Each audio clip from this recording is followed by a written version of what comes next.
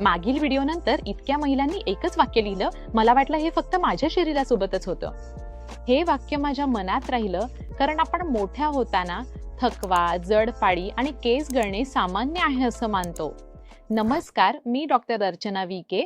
आज आपण फक्त ॲनिमियावरच नाही तर तो पुन्हा का होतो, सप्लिमेंट्स का चालत नाहीत आणि थकवा काय सूचित करतो यावर बोलूया.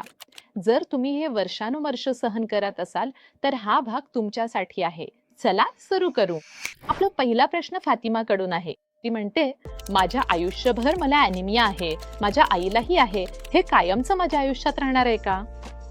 फातिमा, हा खूप महत्वाचा प्रश्न आहे आणि उत्तर हे तुम्हाला का ॲनिमिया आहे यावर अवलंबून आहे. कारण ॲनिमिया ही एकच आजार नाही, तो एक संकेत आहे आणि उपचार कारणानुसारच करावे लागतात. मी तुम्हाला 3 प्रकार दाखवतो. पहिला प्रकार, कमतरता. तुमच्या शरीराला पुरेसं लोह, B12 किंवा फोलेट मिळत नाही. भारतामध्ये हे खूप सामान्य आहे. या परिस्थितीत उपचार सोपे आहेत. जे कमी आहे ते भरून काढा आणि शोषणात अडथळा आणणाऱ्या सवयी सुधाराव्यात. बहुतेक महिलांना पूर्णपणे बरे वाटतं. दुसरा प्रकार, रक्तस्राव. जास्त किंवा दीर्घकाळ चालणारी पाळी, गर्भधारणा आणि प्रसूती. तुमचं शरीर जितकं लोह भरून काढू शकतं त्यापेक्षा जास्त लोह बाहेर जातंय. अशा वेळी फक्त गोळ्या घेणं दीर्घकाळ पुरेसं ठरणार नाही. तुम्ही गळती थांबवली पाहिजे, नाहीतर जरी कितीही सप्लिमेंट्स घेतले तरीही ॲनिमिया पुन्हा पुन्हा येत राहतो. तिसरा प्रकार, काहीतरी वेगळं चाललंय. काही लोकांमध्ये थॅलेसेमिया ट्रेट सारखा अनुवंशिक नमुना असतो, ज्यामध्ये लोह सामान्य असलं तरीही हिमोग्लोबिन कमीच राहतं. काही लोकांना थायरॉइडचे त्रास, दीर्घकालीन जळजळ, मूत्रपिंडाचे आजार किंवा पचनसंस्थेचे विकार असतात, जे शोषणात अडथळा आणतात. अशा परिस्थितीत मूळ आजारावर उपचार केल्यानेच ॲनिमिया बरा होतो. म्हणून फातिमाचा प्रश्न थेट उत्तर देण्यासाठी, जर हा आजार जन्मापासून आणि कुटुंबात असेल तर कृपया आपल्या डॉक्टरांना थॅलेसेमिया ट्रेट आणि थायरॉइड बद्दल खास विचारणा करा. म्हणून प्रक्रिया अशी: तपासणी करा, प्रकार शोधा, कारणावर उपचार करा आणि बरे व्हा.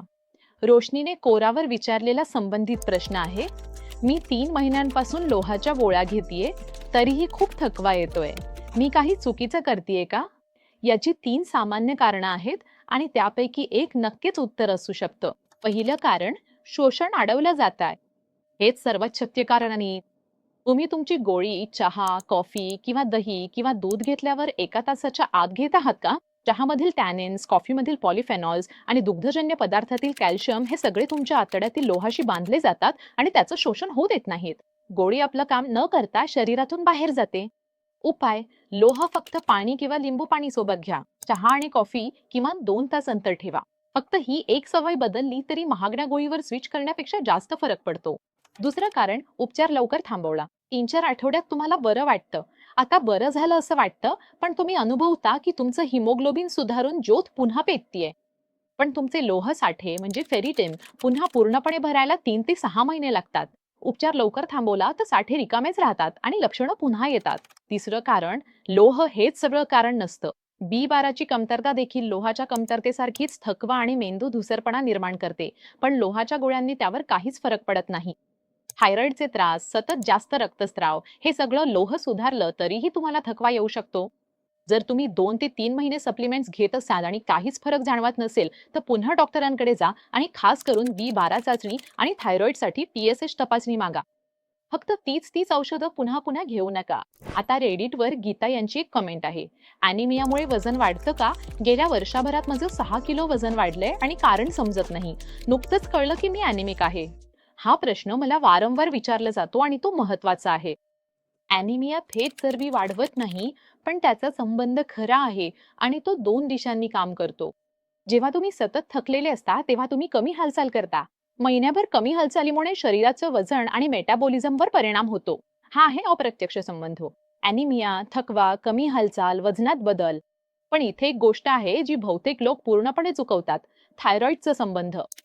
लोहाची कमतरता थायरॉइडचं कार्य मंदावू शकते आणि मंदावलेला थायरॉइड वजन वाढवतो, थंडीची सहनशक्ती कमी करतो आणि असा थकवा निर्माण करतो जो ॲनिमिया सारखाच दिसतो. खूप महिलांना हे दोन्ही एकाच वेळी होत असतं आणि त्यांना ते कळतही नाही.